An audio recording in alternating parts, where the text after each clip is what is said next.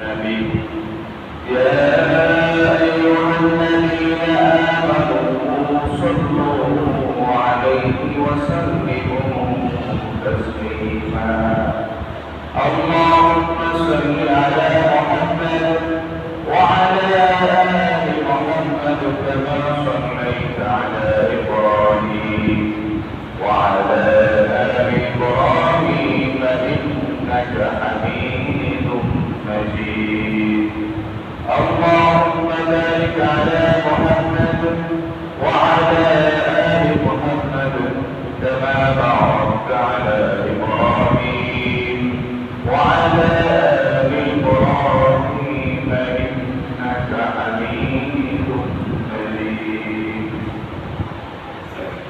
أرشاد من محمد القدي رب العزة والجلال الدربار يعطيكم شكرا لا يبكي شكرا لله دورهم سنقبل الكرسي سيد المرسلين رحمة للعالمين بشر মানবতার মুক্তি মনের নিদর্শন মুহাম্মদ রাসূলুল্লাহ সাল্লাল্লাহু আলাইহি ওয়াসাল্লাম সম্মানিত হাজিরিন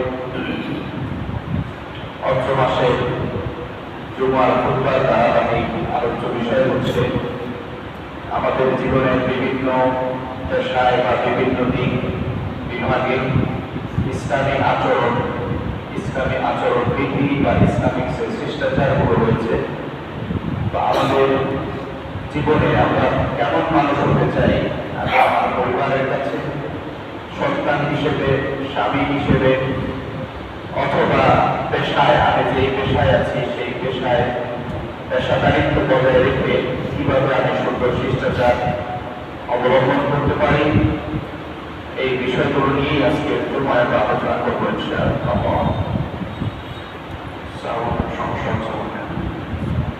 ঠিক আছে, পেশাদারিত্বে আমরা যেখানে কাজ করি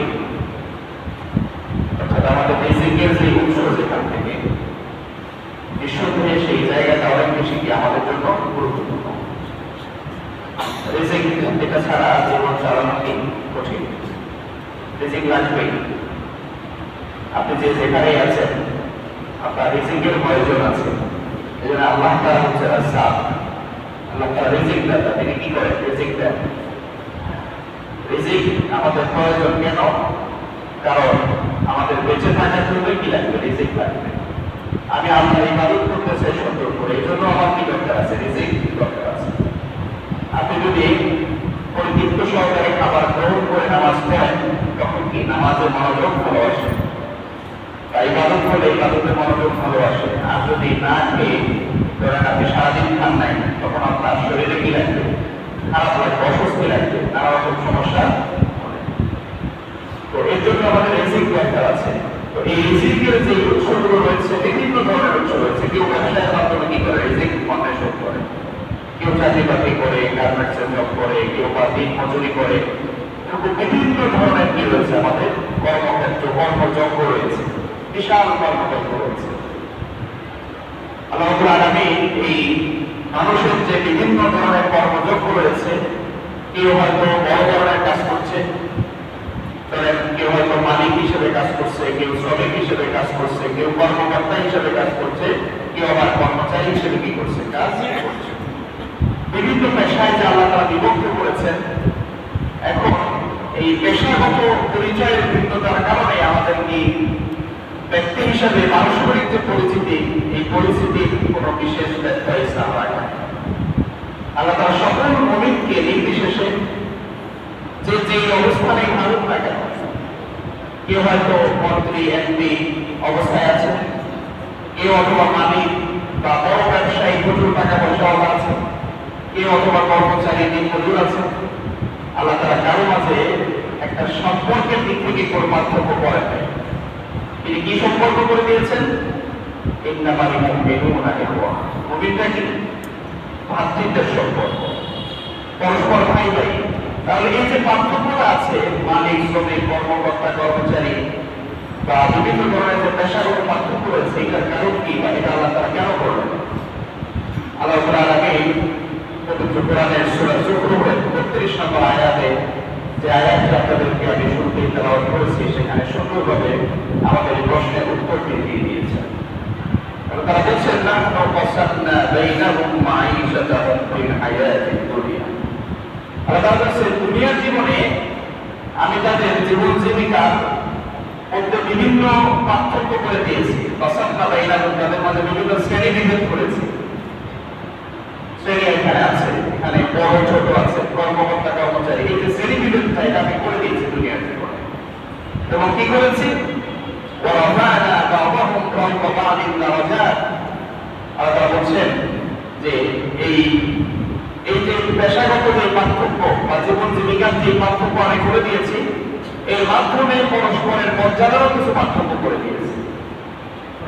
যেমন যিনি অফিসের বস, তার যে যতটুকু সম্মান আর যে কর্মচারী তার সম্মানের মধ্যে পার্থক্য আছে, মর্যাদার পার্থক্য আছে। যিনি মালিক তাকে সবাই যেভাবে সম্মান করে, যিনি শ্রমিক বা কর্মচারী তাকে কিন্তু সবাই ওভাবে সম্মান করে না। এটা আল্লাহ তাআলার সৃষ্টির একটা বৈচিত্র্য। আল্লাহ তাআলা এভাবেই পৃথিবীটাকে কি করেছেন, সাজিয়েছেন। তো এটার কারণ কি? আল্লাহ তাআলা বলছেন লিয়াত্তাখিযা বা'দুহুম বা'দান সুখরিয়া।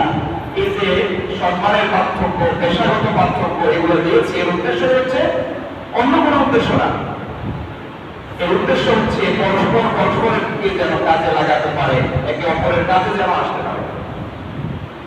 যেমন যদি সবাইকে এক ধরনের বানাই দিতাম তাহলে সবাই এই পৃথিবীটা স্বাভাবিকভাবে জীবনযাপন করা ছিল না, সম্ভব ছিল না। এই পৃথিবীতে কিছু লোক ফ্যাক্টরি করবে, ব্যবসা করবে, সেখানে কিছু লোক কাজ করবে। এই দুই শ্রেণী না থাকলে এই পোশাক কারখানা কি উৎপাদন হতো না। কিছু লোক জমিতে চাষাবাদ করবে, আবার কিছু লোক এটা টাকা পয়সা দিয়ে কিনে আবার এগুলো খাবে। এটা একটা স্বাভাবিক পৃথিবীর কি একটা অবস্থা, যেটা আল্লাহ তাআলা করে দিয়েছে। অর্থাৎ এর মাধ্যমে এটা বলার উপায় নাই ওই লোক কৃষক, এই জন্য সে ছোট, আমি বড়, আমার ভাবসাবে আলাদা, অহংকার প্রকাশের কি নেই, ইসলামের কোনো সুযোগ নেই। এটা আল্লাহ তাআলা আমাদের জন্যই সহজ করে দিয়েছেন। যদি এভাবে না হতো তাহলে কি, আমি এর আগে উদাহরণ দিয়েছি যে না হলে নিজের জুতা নিজে সেলাই করা লাগতো। যদি কিছু লোককে মুচির কাজ না দেওয়া হতো, আল্লাহ তারা মুচি না বানাইতেন, তাহলে কি নিজের জুতা নিজে সেলাই করা লাগতো। কিছু লোককে যদি দর্জির কাজ না দেওয়া হতো বা গার্মেন্টস মোবাইলগুলো না থাকতো, তাহলে নিজের জামা ছিঁড়ে গেলে এটা ফেলে দেওয়া লাগতো, সেলাই করা করতে পারতো। আমরা সেলাই করতে পারি না ভাই, পারি না। সেলাই করতে গিয়ে দেখবেন এটা কিনা একটা দক্ষতার ব্যাপার, সেলাই সবাই পারে না, এটা একটা আলাদা শিল্প। ডাক্তার না থাকলে, নার্স না থাকলে ডাক্তাররা কাজ করতে পারতো না। ভয় না থাকলে এই যে জায়গাগুলো আছে ওগুলো পরিষ্কার পরিচ্ছন্ন থাকতো না, ডাক্তাররা মানে চিকিৎসার জায়গাটাই অস্বাস্থ্যকর পরিবেশ হয়ে যেত। এই যে নির্মাণ শ্রমিক না থাকলে ইঞ্জিনিয়ারদের কোনো দাম নাই। নির্মাণ শ্রমিক যদি না থাকতো, ইঞ্জিনিয়ারদের কোনো ভ্যালু আছে? তারা কি করতো? তারা শুধু নকশা করে বিল্ডিং হয়ে যাবে? হবে না। সারা দেশের সব মানুষ যদি ইঞ্জিনিয়ার হয়ে যায় তাহলে কি বিল্ডিং হবে? বিল্ডিং হবে না। এটাই স্বাভাবিক। আর তারা এইটাই সুন্দরভাবে করেছে। ইসলাম এত সুন্দর যে আল্লাহ তাআলা তার সৃষ্টিকে এত সুন্দর করে সাজিয়েছে যেন আমরা বুঝতে পারি, ফিল করি যে আল্লাহ তাআলা প্রত্যেককে একে অপরের প্রয়োজনের জন্য বানিয়েছে এবং কাজে লাগিয়েছে এবং এদের মাঝে একটা রিলেশন বা সম্পর্ক করে দিয়েছে। কেউ যেন কারো প্রতি বিদ্বেষ পোষণ না করে, ঘৃণা না করে, ছোট না মনে করে, আল্লাহ তাআলা তাদের মাঝে একটা সম্পর্ক করে দিয়েছে। ইন্নামাল মুমিনুনা ইখওয়া। মুমিনদের পরস্পর কি ভ্রাতৃত্বের সম্পর্ক, এর কথা। তো এই জায়গায় আমাদের করণীয় কি? আমরা বিভিন্ন কর্ম পেশায় আমরা আছি। একজন মালিক সে কি ধরনের আচরণ করবে, একজন শ্রমিক কি ধরনের আচরণ করবে, এই বিষয়ে যদি আমরা একটু দেখি একটা হাদিস থেকে, আবু যর গিফারী রাদিয়াল্লাহু তাআলা আনহু একটা হাদিস আছে।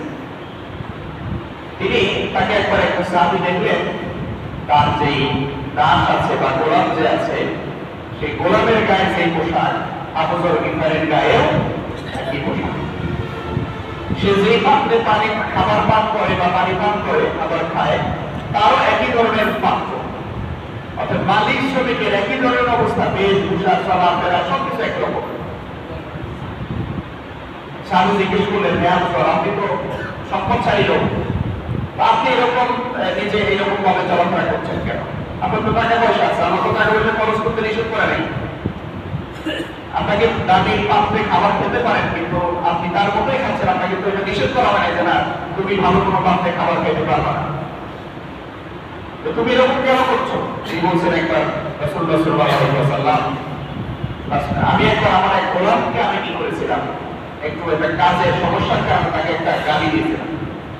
তো এই সংবাদটা রাসূলের কাছে পৌঁছলে রাসূল আমাকে ডাকলেন, ডেকে বললেন, হে আবু যর, আনতা ইমরুন ফিকা জাহিলিয়া, হে আবু যর, তুমি এমন এক লোক যার ভিতরে এখনো জাহিলি সমস্যা রয়ে গেছে। এই ছোট্ট একটা কথা রাসূলের কথাটাকে আমার উপরে কি করেছে, প্রভাব করেছে। তিনি ওই দিন আরেকটা কথা বলেছেন, যে তিনি বলেছেন যে ইন্না ইখওয়ানুকুম খাওয়ালুকুম জাআলাকুমুল্লাহু তাহতা আইদিকুম, যে তোমাদের অধীনস্থ যে লোকেরা রয়েছে তারা তোমাদের ভাই, তারা তোমাদের কি ভাই। তো আল্লাহ তাআলা যাকে তার এরকম ভাই দিয়েছে, যা তার অধীনে কি করে কাজ করে, সে যেন কি করে। রাসূলুল্লাহ সাল্লাল্লাহু আলাইহি ওয়াসাল্লাম বলেন, ফালিউতইমুহু মিম্মা ইয়াকুলু ওয়া ইয়ালবাসুহু মিম্মা ইয়ালবাসু, সে যা খায় সে যেন তার শ্রমিককে বা তার সেই ভাইকে কি করে, একই ধরনের খাবার দেয়। সে যা পরিধান করে সে যেন কি করে, তাকে ওই ধরনের খাবারই কি, ওই ধরনের পোশাক যেন তাকে পরিধান করা। ওয়ালা তুকাল্লিমুহুম মা ইয়াদরিবুহুম ফাইন কাল্লাফতুমুহুম মা ইয়াদরিবুহুম ফাআইনুকুম, সে যেন তার সাধ্যের অতিরিক্ত কোনো কাজ যেন তাকে না করে। অর্থাৎ তার শ্রমিককে যেন কি করে, তার অধীনে যে কর্মচারীটা আছে তাকে যেন তার সাধ্যের বাইরে কাজ না করে। যদি এমন পরিস্থিতি হয় যে তাকে কোনো এমন কাজ দেয়া লাগতেছে যেটা তার জন্য কঠিন, তার সাধ্যের বাইরে যাচ্ছে, তাহলে বা এরকম যেন সে কি করে, তাকে সহযোগিতা করে, তাকে হেল্প করে, আর হেল্পার দিয়ে দেয় অথবা নিজে কি করে হেল্প। এই ছোট্ট একটা হাদিসের মাঝে মালিক শ্রমিকের যে একটা সম্পর্ক এখানে কি করে দিয়েছেন আল্লাহ রাসূল সুন্দরভাবে তুলে ধরেছেন। একজন শ্রমিক তার ভরণ পোষণ মিনিমাম যেন সে কি করতে পারে, বেঁচে থাকতে, সে যেমন সুন্দরভাবে খাওয়া দাওয়া করছে, সে যেন কি পারে এরকম তার অবস্থার আলোকে সাধ্যমতো পেট তুলে খেতে পারে। সে যেমন পোশাক করছে, সেও যেন কি করতে পারে, পোশাক পরিধান করতে পারে, জামা কাপড় যেন দোকান থেকে কিনতে পারে। এভাবে একটা সুন্দর সম্পর্ক যেন কি হয় তাদের মাঝে, এবং কাজও যেন কিনা করে, তার উপরে কাজের বোঝা যেন কিনা করে চাপিয়ে টাকা দিয়ে বেতন দিয়ে রাখছি, কাজ দিব না কেন, তাকে 12 ঘন্টা বা 10 ঘন্টা 10 ঘন্টাই তাকে আমি কাজ দিয়ে রাখছি, তাকে কোনো বিশ্রামের সুযোগ দিচ্ছি না, কোনো বিরতি দিচ্ছি না। এগুলো মানবিক স্বাভাবিক নয়। তার কাজের একটা স্বাভাবিকতা থাকতে হবে যে একজন মানুষ 8 ঘন্টা বা 10 ঘন্টা যে সময়টা দিচ্ছে, এই সময়টাতে সে কি 10 ঘন্টাই মানে কমপ্লিট সার্ভিস দেওয়ার মতো তার অ্যাবিলিটি আছে কিনা, বা তার যে কাজ সেই 10 ঘন্টায় কাজটা করতে পারছে কিনা, এটা দেখতে দেখা দরকার যে আসলে সে তার সামর্থ্যের আলোকে কাজের যথাযথতা ঠিক আছে। সম্মানিত ভাতৃবৃন্দ, এভাবে কর্মক্ষেত্রে কাজের মাঝে মালিক শ্রমিকের মাঝে একটা ভারসাম্য বা একটা সম্পর্ক, এই জিনিসটা কি করবে এটা। কর্মক্ষেত্রে যারা আমরা সময় দিচ্ছি, কাজ করছি, আমাদের অনেক সহকর্মী আছে, আছে না? আমাদের অনেক সহকর্মী আছে। এখন অফিস, আদালত, শিক্ষা প্রতিষ্ঠান যেখানে করে দেখা গেল সহকর্মীদের মাঝে না, শুধু আমাদের পারিবারিক জীবনে, সামাজিক জীবনেও একটা রোগ, একটা ব্যাধি আমাদেরকে একদম খেয়ে খেয়ে খেয়ে খেয়ে শেষ করে দিচ্ছে। আমাদের পারস্পরিক বিশ্বাস, আস্থা এগুলো নষ্ট করে দিচ্ছে। সেটা কি বলতে পারে? সেটা হচ্ছে গীবত। সেটা কি গীবত? জিনিসটা এমন যে এটা কি করছে, আমাদের পারস্পরিক আস্থা নষ্ট করে দিচ্ছে, বিশ্বাস নষ্ট করে দিচ্ছে। আমি বলতেছি যে কি অমুকের এই দোষটা আছে, আরেকজনের কাছে বলতেছে, সে আবার আমার নামে বলতেছে তার এই সমস্যা আছে, সে আরেকজনের কাছে বলতেছে তার এই সমস্যা আছে। এভাবে প্রত্যেকেই প্রত্যেকের সমস্যাগ্রস্ত, কেউ কারো প্রতি আমরা বিশ্বাস রাখছে না, আস্থা রাখছে না। আল্লাহ তাআলা এই বিষয়টাকে খুব সিরিয়াসলি নিষেধ করেছেন। আল্লাহ তাআলা বলেছেন, ওয়ালা তাজাসসু, তোমরা গোয়েন্দাগিরি করো না। কি করো না? গোয়েন্দাগিরি করো না। ঠিক আছে। এই গোয়েন্দাগিরির অর্থ এই নয় যে রাষ্ট্রের কোনো গোয়েন্দা থাকতে পারবে না। এটা হলো পার্সোনাল গোয়েন্দাগিরি করা। সমাজের মধ্যে একে অপরের পেছনে লেগে থাকে কিছু লোক আছে না, যে শুধু দোষ খুঁজে, কার কি আছে না আছে এগুলো খুঁজে বেড়ায়। এরকম কিছু লোক আছে শুধু দোষ খুঁজে বেড়ায়। ওর কাছে সারা এলাকার সকল মানুষের সমস্যার কি আছে, একটা গুদাম আছে। সেখান থেকে যখনই জিজ্ঞেস করে লোকটা কেমন, সে তার টোটাল হিস্ট্রি কি করে সে বলে দিতে পারে। এরকম কিছু লোক প্রত্যেক এলাকায় খুঁজে পাওয়া যায়। আবার ছোটখাটো আমরাও কি করি, এগুলো তথ্য রাখি এবং মানুষকে করে বেড়াই। আমাদের এটা সম্পূর্ণ নিষেধ করেছেন। ব্যক্তিগত দোষ ত্রুটি তালাশ করা এগুলো সম্পূর্ণ নিষেধ, হারাম এটা। কেউ কারো ব্যক্তিগত দোষ ত্রুটি বা তার পেছনে লেগে থাকবে না, তার উদ্ধারের জন্য লেগে থাকবে না। হ্যাঁ, যদি তাকে দায়িত্ব দেওয়া হয়, যেমন অফিসের সে বস, সে কিছু লোককে দায়িত্ব দেওয়া আছে যে তার কর্মচারী কি করবে, কোনো সুবিধা অসুবিধা, তার কাজে ফাঁকি দেয় কিনা, এগুলো কি করবে, খুঁজে বের করবে। ওইটা হলো অফিসিয়াল দায়িত্ব। এটা কি যেমন রাষ্ট্রীয় দায়িত্বের মতো, রাষ্ট্র তার সারা দেশের শৃঙ্খলা ঠিক রাখার জন্য বহির্বিশ্বের কোনো আক্রমণ হচ্ছে কিনা, অথবা দেশের ভিতরে কোনো পোস্টিং হচ্ছে কিনা, দেশের কোনো ক্ষতি করছে কিনা, এই জন্য এনএসআই, ডিএসএফআই, তারপরে আরো বিভিন্ন ধরনের যে গোয়েন্দা বাহিনীগুলো রয়েছে, সিআইডি সহ নানা রকম উইং সে কি করেছে, তৈরি করেছে। এগুলোর উদ্দেশ্য হচ্ছে দেশের মানুষের বা দেশের সার্বভৌমত্বের নিরাপত্তা কি করা, নিশ্চিত করা। এটা কোনো অসুবিধা নাই, এটা দেশের প্রয়োজনে দরকার। এবং রাসূলুল্লাহ সাল্লাল্লাহু আলাইহি ওয়াসাল্লামের গোয়েন্দা টিম ছিল, আমরা একটা সময় আলোচনা করেছি, একটা শক্তিশালী টিম ছিল, মানে 4-5 সদস্য বিশিষ্ট গোয়েন্দা টিম ছিল। তিনি কি মদিনার মক্কা থেকে কোনো আক্রমণ হচ্ছে কিনা, কোনো ধরনের ষড়যন্ত্র হচ্ছে কিনা, তিনি কি বলতেন, সেই খোঁজ খবর নিতেন, সময় জানাতেন। তো এইভাবে ওই গোয়েন্দাগিরি করার কথা নিষেধ করা হয় না, নিষেধ করা হচ্ছে আমাদের ব্যক্তিগত যে গোয়েন্দাগিরি যে আমরা করি, মানুষের দোষ খুঁজে, এইটা কি করা হচ্ছে, নিষেধ করা হচ্ছে।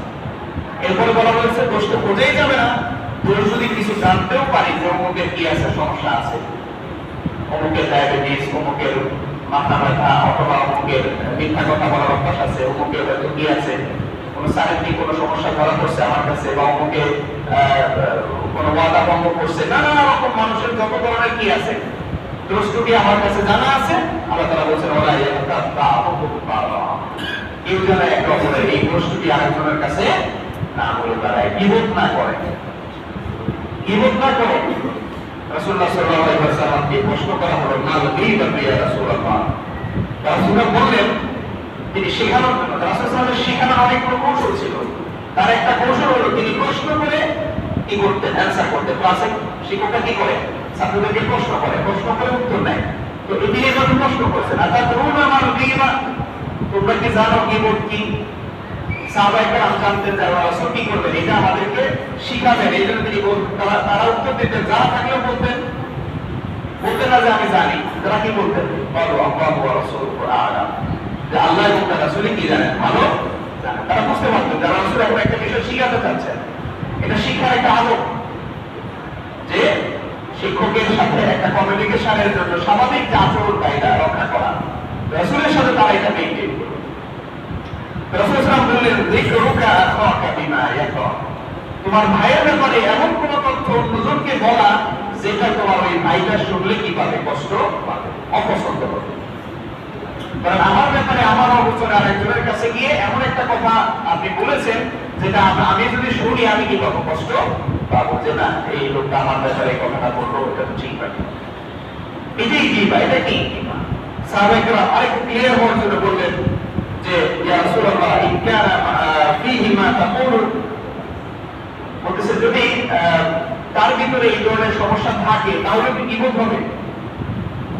যে আমি যে সমস্যাটা তার ব্যাপারে অন্যজনের কাছে বললাম, এটা যদি এই সমস্যা আসলে তার ভিতরে থাকে,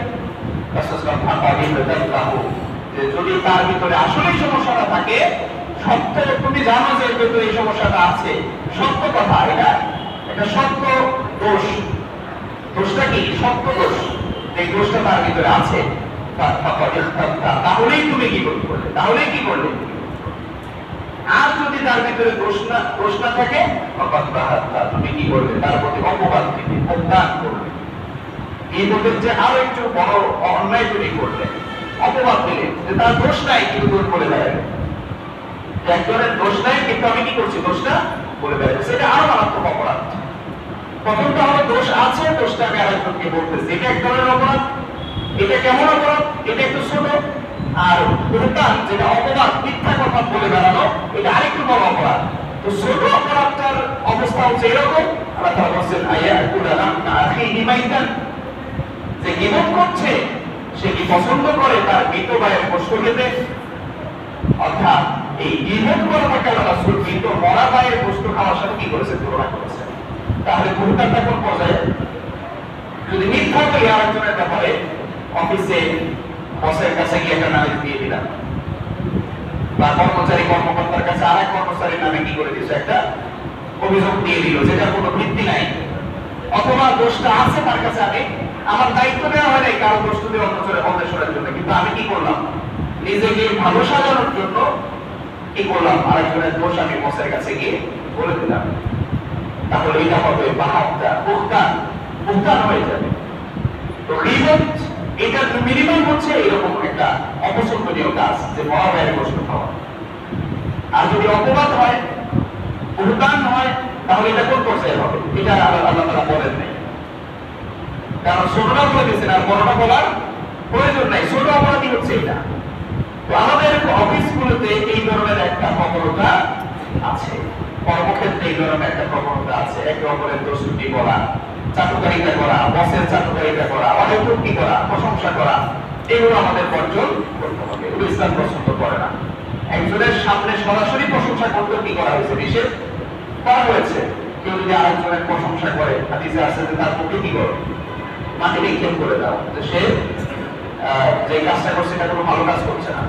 একজনের সামনে আমি, অর্থাৎ কেউ যদি এটা পছন্দ করে যে আমার সামনে লোকেরা কি করবে, আমার প্রশংসা করবে, এটা ইসলাম কি করে না, পছন্দ করে না। ইসলাম যেটা পছন্দ করে না, আমরা কেন এটা এত পছন্দ করি।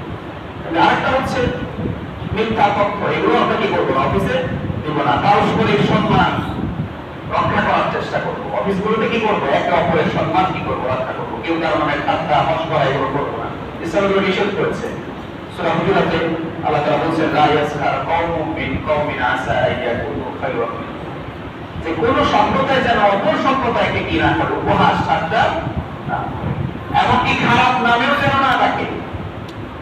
বিসাল ইসমুল ফুসুকি বাদাল ঈমান, কথা বলছেন যে কোন মুমিনকে বা ঈমানের পরে কাউকে মন্দ নামে ডাকা, এটা কি খুবই নিকৃষ্ট একটা পাপ আছে। বিসাল ইসম, বিসা মানে খুবই মন্দ কাজ, এবং বিসাল ইসম দ্বারা বোঝানো হয়েছে খুবই নিকৃষ্ট ধরনের পাপ কাজ।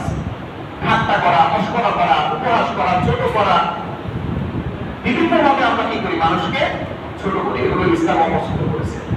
আমরা এর আগেও বলেছি যে নামাজ রোজা এগুলো ইবাদত, কিন্তু পারস্পরিক অধিকার সম্মান রক্ষা করা, দায়িত্ব কর্তব্য ঠিকভাবে পালন করা, এগুলো ইসলামের এই সমস্ত ইবাদতের মতোই কি গুরুত্বপূর্ণ ইবাদত। কিন্তু আমরা ওই ইবাদত, এটা আছে ইবাদত, এটা আমরা মনে করি না। আমরা ইবাদত মনে করি কিছু আনুষ্ঠানিক যেগুলো আছে, নামাজ পড়া, রোজা রাখা, যেটা অন্যের সাথে খুব একটা সম্পর্ক নাই, এরকম জিনিসকে আমরা ইবাদত গুরুত্বের সাথে নিয়েছি। আনুষ্ঠানিকতা, আমরা ইবাদতটাকে একটা আনুষ্ঠানিক ফ্রেমের মধ্যে আটকে ফেলেছি, কিন্তু ইবাদতটা ব্যাপক, ইবাদতটা আনুষ্ঠানিক শুধু নয়, আনুষ্ঠানিক কিছু ইবাদত আছে। আমরা আগেও বলেছি, আপনি নামাজ পড়েন দিলে কয় ঘন্টা, সর্বোচ্চ 1.5 ঘন্টা, তারও বেশি 2 ঘন্টা পড়েন। রোজা রাখেন কতক্ষণ, মাসে হয়তো বছরে 1 মাস রাখেন, কেউ আর একটু বেশি রাখে, মাসে 2-3টা করে রাখে, অথবা সপ্তাহে 2-1টা করে রাখে, অথবা হজ করে, জীবনে যার খরচ হয়েছে সে হজ করে, যার যাকাত খরচ হয়েছে সে যাকাত দেয়। তো বাকি সময়টা কি করে? 24 ঘন্টার ভিতরে যদি 2 ঘন্টা নামাজ পড়ি, বাকি 22 ঘন্টা আমি কি করি? আমি যদি 1 মাস রোজা রাখি, বাকি 11টা মাস আমি কি করি? 1 মাস যদি আমার ইবাদত হয়, 2 ঘন্টা যদি ইবাদত হয়, তাহলে আমার বাকি 11 মাস, বাকি যে আরো যে 22টা ঘন্টা রয়েছে, এই ঘন্টাটা কি? অথচ আল্লাহ তাআলা পরিষ্কার করে দিয়েছেন সূরা যারিয়াতে, ওমা খালাকতুল জিন্না ওয়াল ইনসা ইল্লা লিয়াবুদুন, যে মানুষকে সৃষ্টি করা হয়েছে কেবল কিসের জন্য? আল্লাহর ইবাদত করার জন্য। তাহলে 2 ঘন্টা যদি ইবাদত মনে করি, বাকি 22 ঘন্টা কি হবে?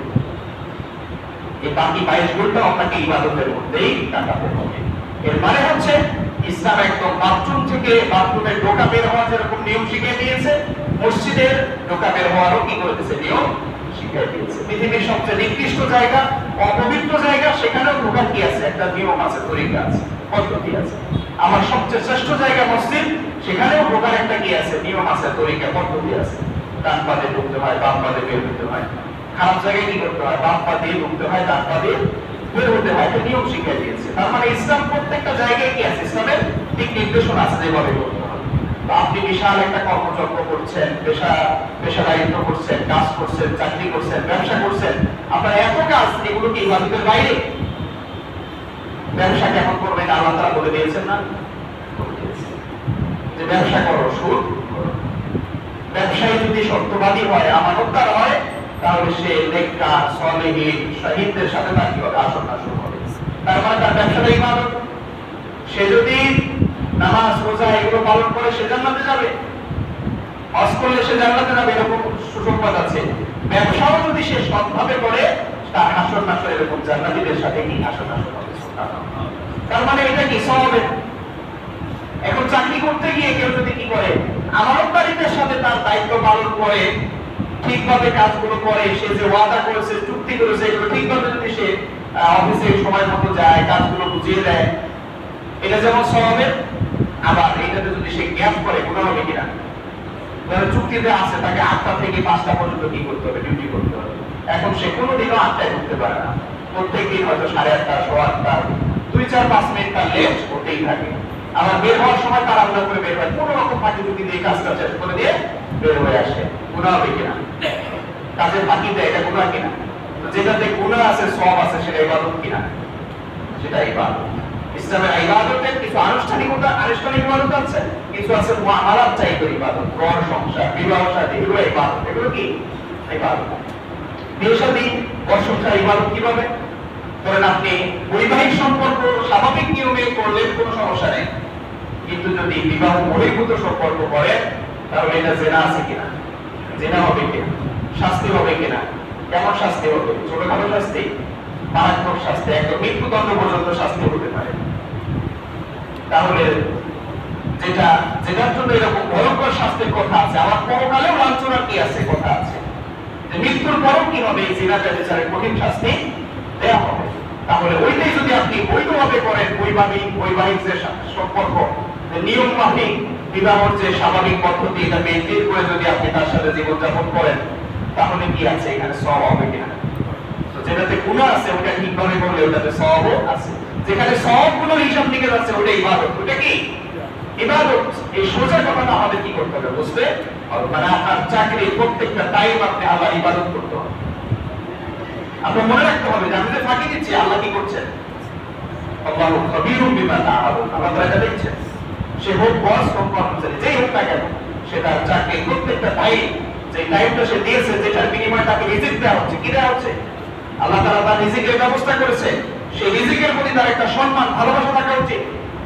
অনেক সময় আমরা দেখা যায় বিভিন্ন জায়গায় কাজ করে, আবার সেই অফিসের দুর্নাম গিয়ে মানুষের কাছে করে বেড়ায়, অফলাইনে করে বেড়ায়।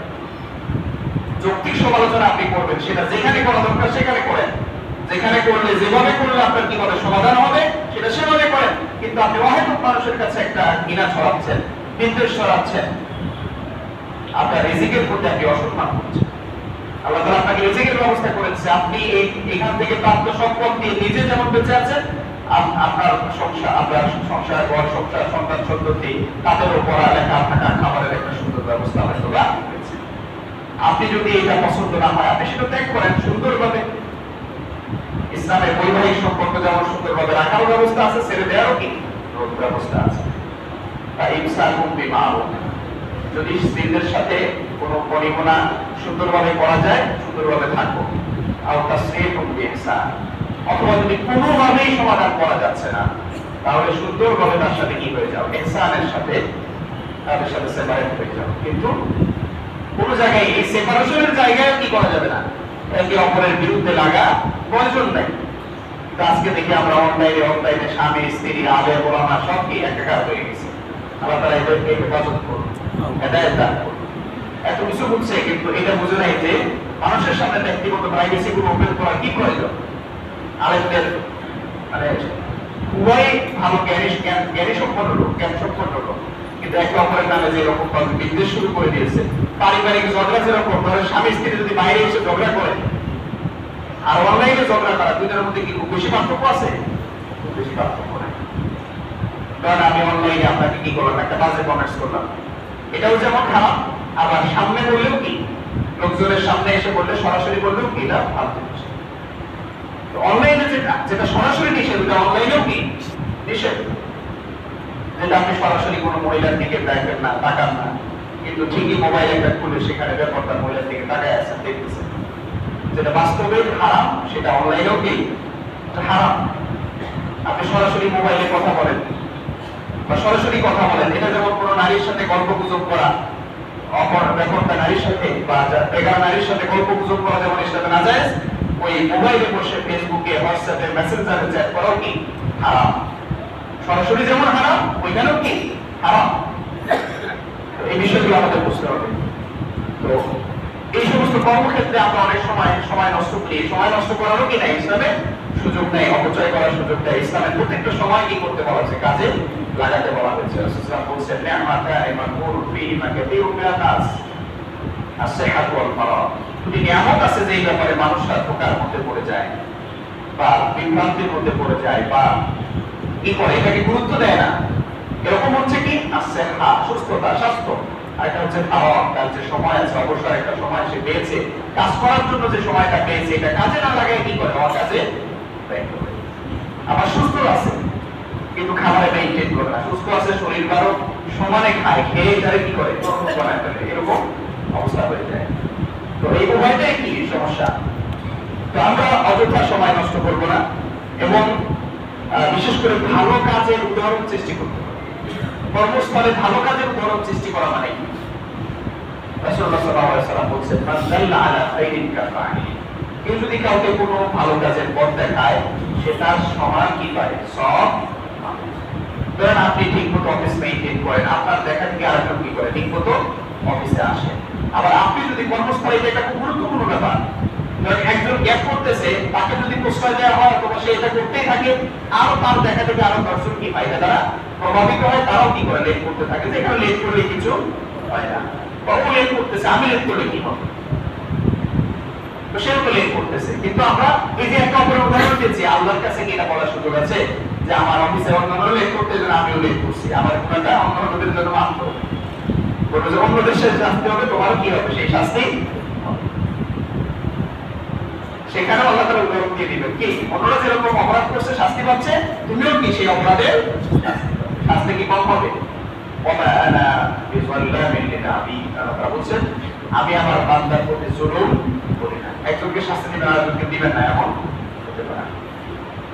আবার কেউ যদি আপনার দেখা দেখি নিয়ম মতো অফিসে আসে, কাজগুলো ঠিকভাবে করে, তাহলে এই যে লোকটা ঠিকভাবে কাজটা করলো, ভালোভাবে করলো, ওই লোকটার এই ভালো কাজের পথ দেখানোর কারণে আপনিও কি পাবেন, সবার সব পাবেন।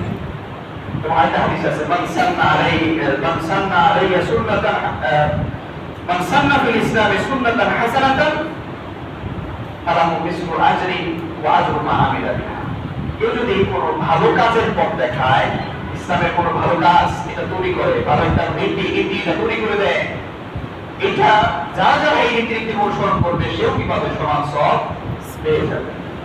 তো এই জন্য আমরা ভালো কাজ, আমরা অন্তত চেষ্টা করবো আমার দ্বারা যেন কোনো খারাপ কাজের কিনা হয়, প্রসার খারাপ কোনো কালচার আমার দ্বারা যেন না হয়। ভালো কম বেশি যাই করতে পারি, অন্তত যতটুকু দায়িত্ব এতটুকু যেন ফরজিয়াত যেন কি হয় আদায়, এটা আমরা চেষ্টা করবো ইনশাআল্লাহ। তো এইভাবে পারস্পরিক নম্র ভদ্র আচরণ, এটা তো কমন একটা ব্যাপার, এটা আমরা করার চেষ্টা করবো। কর্মক্ষেত্রে পরস্পরের সাথে সুন্দর আচরণ করা, অকুলুলিন নাসি হুসনা, সুন্দর করে কথা বলা, মুস্কি হাসি দিয়ে কথা বলা, বিপদে আপদে একজনের পাশে দাঁড়ানো, সহানুভূতি দেখানো, এগুলো একটা কমন কি ইসলামিক কালচার, ইসলামিক এটা ভাতৃত্বের একটা দাবি যে কি করবে তারা মুমিনিনা ফি তাওয়াদ্দিহি ওয়া তাআতুহি ওয়া তারাহুমিহি জাসাদিন ওয়াহিদ।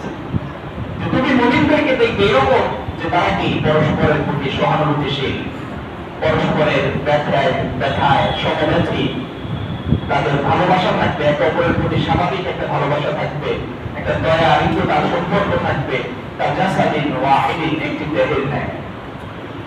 যেমন একটা দেহ যদি কোনো অঙ্গ প্রত্যঙ্গ কষ্ট পায়, সারা শরীরে কি আসে, জ্বর আসে। আবার যদি কি হয় কোন একটা জায়গায় ভালো লাগে, শরীরটাও কি লাগে, ভালো লাগে। ধর এখানে একটু গরমের মধ্যে একটু ঠান্ডা বাতাস লাগতেছে, ভালো লাগবে না? এই ভালো ফিলিংসটা সারা শরীরে কি হয়, প্রভাবিত হয়। তো মুমিনদের এরকম হবে, সে আপনার সহকর্মী কাজ করছে, সে একটা হয়তো দেখায় ব্যতীত, তাকে আপনি একটু সহজ করে দেন, তার কাজে একটু হেল্প করেন, হয়তো সে বাসায় খুব অসুস্থ, তাকে একটু সহানুভূতি দেন, তাকে গিয়ে দেন, তার জন্য একটু দোয়া করেন গিয়ে। আপনি যখন জানতে পারছেন যে তার পরিবার অসুস্থ, সে নিজেও একটু অসুস্থ, তার জন্য একটু মন করে দোয়া করেন। আমরা বাঙালিরা দোয়াই খুব বিপদ, যারা আরব দেশে গেছেন তারা দেখবেন দেখা হলে দোয়া করে নাই এমন আরবিয়ান পাওয়া যাবে না। আরব মুসলমানেরা দেখা হয়েছে কিন্তু পরস্পরকে কোনো দোয়া ছাড়া ছেড়ে দিচ্ছে এরকম সাধারণত হয় না। তারা কোনো না কোনো দোয়া করবে, মন খুলে তারা কি করবে, দোয়া করবে। এই দোয়াটা করার অন্যতম ব্যাপার হচ্ছে, বড় বিষয়টার ব্যাপার হচ্ছে যে আপনি যাকে দোয়া করছেন আল্লাহ তারা দেখবে যে আপনার প্রয়োজনটা আছে কিনা। আপনি তার জন্য দোয়া করছেন বারাক আল্লাহ ফিক, আল্লাহ তারা তোমাকে বরকত দিন, আল্লাহ তারা দেখবেন যে তোমার বরকতের প্রয়োজন আছে কিনা, আল্লাহ তোমাকে দিবেন, এরপরে তাকে দিবেন। আপনি দোয়া করতে আপনার কি করতে কেন বলেন, একে অপরের প্রতি দোয়া করবেন, ভালোবাসা বাড়বে, ভালোবাসা বাড়বে, পরস্পরের প্রতি দোয়া করবেন, মহব্বত বাড়বে, শান্তি বাড়বে। কিন্তু ইসলাম, সালাম ইসলামের পর হচ্ছে আইউল ইসলামের খাই, ইসলামের কোন জিনিসটা সেরা শ্রেষ্ঠ, দেখেন শ্রেষ্ঠ জিনিসটাকে কিভাবে তুলে ধরা হয়েছে। তো কি করবে যে তুকরিউস সালাম আলা মান আরাফতা ওয়া মান লাম তা'রিফ, পরিচিত অপরিচিত উভয়কে তোমরা কি করবে, সালাম দিবে। আফশু সালাম বাইনাকুম, তোমরা পরস্পরের মধ্যে সালামের প্রসার ঘটাবে, বেতন পেতে সালাম দিবে। কিন্তু আমরা সালাম দিতে কি করি, কিন্তু ওটা ভাব সাপ নিয়ে চলি যে আমাকে সালাম দিবে, আমাকে সালাম দিবে, এরকম একটা ভাব নিয়ে চলি। কেন আমি সালাম দিই, রাসূল সাল্লাল্লাহু আলাইহি ওয়াসাল্লাম সবসময় কি আগে সালাম দেওয়ার চেষ্টা করতেন। সালাম দেওয়ার জন্য বলে ফারুক রাদিয়াল্লাহু তাআলা আনহু বাজারে যেতেন। আরব দেশ, আরব রাষ্ট্রগুলোতে এই সময় কি ছিল, লোকজনের বসতি কম ছিল, লোকজন কম ছিল, তো বেশি বেশি সালাম দিতে বলা হয়েছে। যখন বলা হয়েছে আফশু সালাম বাইনাকুম, এই হাদিস শোনার পরে ওমর ফারুক রাদিয়াল্লাহু তাআলা আনহু চলে গেলেন বাজারে। বাজারে গিয়ে ওখানে দাঁড়িয়ে গেলেন, ওখানে বেশি লোক আসা যাওয়া করে, বেশি বেশি সালাম দেওয়া শুরু করেছে। আর আমাদের তো আলহামদুলিল্লাহ চলার পথে লোকজন আছে, ব্যাপক লোকজন আছে, দেখা হলে সালাম দিই। কাছের লোকদেরকে আমরা অনেক সময় সালাম দিতে বিকশিত করি। দোয়া তো কাছের লোকের জন্য আমরা বেশি করা উচিত। বাবা স্ত্রী স্বামীকে সালাম দিবে, স্বামী স্ত্রীকে সালাম দিবে, পিতা মাতা সন্তানকে সালাম দিবে, এই যে একটা অভ্যাস, একটা সুন্দর কালচার, এটা তৈরি হবে। সন্তানের বাবাকে সালাম দিবে, লজ্জা পায়। এই কালচার আছে কিনা আমাদের সমাজে? আছে, লজ্জা পায়। বাবা সালাম দেওয়া অভ্যাস শুরু করবে, না হলে সালাম শিখবে কেমনে? বলবে যে সালাম দিতে হয়, এটা সে শিখবে কিভাবে? সালামের একটা শিষ্টাচার আছে, কিন্তু সালাম শেখানোর উদ্দেশ্যে সালাম দেওয়াকে কি করা হয়েছে, উৎসাহিত করা হয়েছে। মানে ছোট বড়রা ছোটদেরকে সালাম দেয়, ছোটরা বড়দেরকে সালাম দিবে, তারপরে দাঁড়ানো ব্যক্তি বসা ব্যক্তিকে সালাম দিবে, হাঁটা চলা ব্যক্তি দাঁড়িয়ে থাকা ব্যক্তিকে সালাম দিবে। এরকম সালামের কিছু কালচার ইসলামে শিখে দেওয়া হয়েছে, কিন্তু এগুলো ধরে আমি আর অন্যদেরকে সালাম দিলাম না, এটা বলা হয়নি। এটা আগে বলা হয়েছে বেশি বেশি সালাম দাও, পরিচিত অপরিচিতকে সালাম দাও। আর আসলে সুন্নাহ হচ্ছে কি করা, অপরকে সালাম দেয়া। রাসূল সবচেয়ে বেশি সালাম দিতেন, ছোটদেরকে দেখা হলে তিনি সালাম দিতেন। আমরা এই সালামের কালচার গুলো সব জায়গায় কি করবো, চালু করবো। অফিস, আদালত বা কর্মক্ষেত্র গুলোতে যারা আমরা পারস্পরিক কাজ করি, তাদেরকে ইসলামিক কালচার শিখানোর পরিবেশ তৈরি করা। তাহলে ইসলামের প্র্যাকটিস যদি না থাকে, এই লোকগুলো ভালো মুসলিম হিসেবে সেখানে চলতে পারবে না। নামাজের একটা সুন্দর ব্যবস্থা করে দেয়, নামাজের টাইমটা ঠিক করে দেয়া। এই যে গার্মেন্টস গুলো হয়, এখানে মুসলমানরা কি করে, জব করে। এখানে এসব হিন্দুরা জব করে, তাদের নামাজের জন্য ব্যবস্থা করে দেয়। জোহরের নামাজ হবে, নামাজের বিরতি দিয়ে দেয়া, নামাজের একটা বিরতি থাকবে, 15 মিনিট হোক, 20 মিনিট হোক। অজু করে নামাজ পড়তে একটা আনুমানিক একটা সময় কি দেওয়া উচিত, না হলে আপনি ইসলামের পরিবেশ দেবেন না। আপনি এই সময়টা না দেওয়ার কারণে কোন মুসলমান নামাজ পড়তে চাইছে, কিন্তু সে আপনার এই সময় না দেওয়ার কারণে নামাজ পড়তে পারবে, আপনাকে আল্লাহর কাছে কি করতে হবে, জবাব দিতে হবে। সেই নামাজ তওয়াব করার গুনাহে আপনি কি হবেন, অপরাধী হয়ে যাবেন। যে যেখানেই আছে আমরা এটা চেষ্টা করবো। নামাজ ফরজ, এটা ত্যাগ করা যাবে না, এটা ডিউটি, কম্পালসারি ডিউটি, এটা বাধ্যতামূলক একটা ডিউটি, এটা করতেই হবে। একটা মুসলমান নামাজ না সারা মুসলমান কল্পনা করা যায় না, এমনকি কুফর হিসাবে তুলনা করা হচ্ছে। তো সেই নামাজের একটা সুন্দর পরিবেশ আমাদের কর্মস্থলে দেয়া উচিত।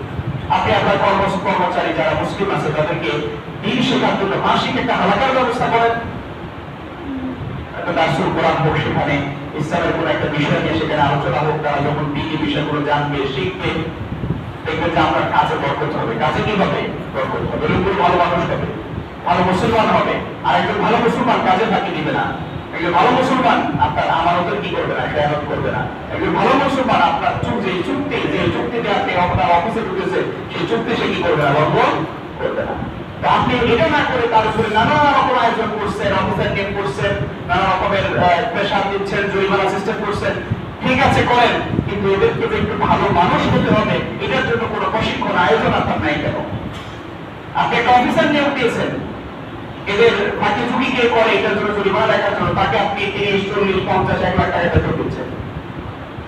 আপনি যদি একজন ভালো আলেমকে নিয়ে এসে মাসে একবার 2 বার করে একটু হালাকা দেন, সেখানে আপনার হয়তো 10-20 টাকা খরচ হবে, কিন্তু আপনার বরকত হবে তার চেয়ে অনেক বেশি। আপনার জরিমানা করে অফিসার নিয়োগ করে যারা উপকার হচ্ছে তার চেয়েও কি বহুগুণে বেশি উপকার হবে যদি আপনার এই কর্মচারীগুলো, আপনার অফিসের স্টাফগুলো তার যদি ইসলাম শেখে, দিন শেখে, কোরআন শেখে, আল্লাহর ভয় শেখে, তার ভিতরে যদি তৈরি হয় যে আমাকে আমার এই প্রত্যেকটা কাজের জন্য আল্লাহর কাছে জবাব দিতে হবে, সে যদি জানে এই হাদিসটা আলা কুল্লুকুম রাইন ওয়া কুল্লুকুম মাসউলুন আন রাইয়াতিহি, তো তোমাদের প্রত্যেকেই দায়িত্বশীল, প্রত্যেকেই তার দায়িত্বের জন্য আল্লাহর কাছে কি করতে হবে? জবাব দিতে হবে। তাহলে ওই কর্মচারী কাজে ফাঁকি দিবে না। তারপর তৈরি করতে হবে ইন্নামা ইয়াশাআল্লাহু মিন ইবাদিহি উলামা, যারা জ্ঞানী, যাদের জ্ঞান আছে, ইসলামিক নলেজ যাদের ভিতরে আছে, তারাই কি করে? আল্লাহকে ভয় পায়। যাদের ভিতরে আল্লাহর জ্ঞান নাই, আল্লাহকে চিনে না, জানে না, মুসলিম হিসেবে তার দায়িত্বকে এটা বুঝে না, এরকম বহু কর্মচারী পাওয়া যাবে। জিজ্ঞেস যদি করেন তোমার জীবনের লক্ষ্য উদ্দেশ্য কি, সে বলবে আমার জীবনের লক্ষ্য উদ্দেশ্য হচ্ছে কি করা, একটু ঠিক মতো খাওয়া দাওয়া করা, একটু ভালোবাসায় থাকা, একটু ইয়ে করা, এইভাবে কোনো জীবন চালাইতে পারলে আমার জীবনের লক্ষ্য পূরণ হয়। সে জানেই না তার জীবনের লক্ষ্য উদ্দেশ্য, তাকে আশরাফুল মাখলুকাত হিসেবে সৃষ্টি করা হয়েছে, সে জানে না তার জীবনের লক্ষ্য উদ্দেশ্য। একটা ছোট 5 টাকা দামের একটা কলম, এটাকে যদি আপনাকে বলা হয় যে এই কলমটা কেন বানানো হয়েছে, কি উদ্দেশ্যে বানানো হয়েছে, আপনি জানেন যে এটার উদ্দেশ্য হচ্ছে এটা লিখতে, আর এটা যদি ডিস্টার্ব দেয় এটা কি করেন? আপনি ফেলে দেন। মানে কলমের উদ্দেশ্য যখন শেষ হয়ে যায়, কলমটাকে আমরা কি করে ব্যবহার করি না। একজন আশরাফুল মাখলুকাত মানুষ, যাকে আল্লাহ তাআলা বলেছেন আমাদের খালাকনাল ইনসানা ফি আহসানি তাকওয়িম, সবচেয়ে সুন্দর অবকাঠামো দিয়ে যাকে তৈরি করা হয়েছে।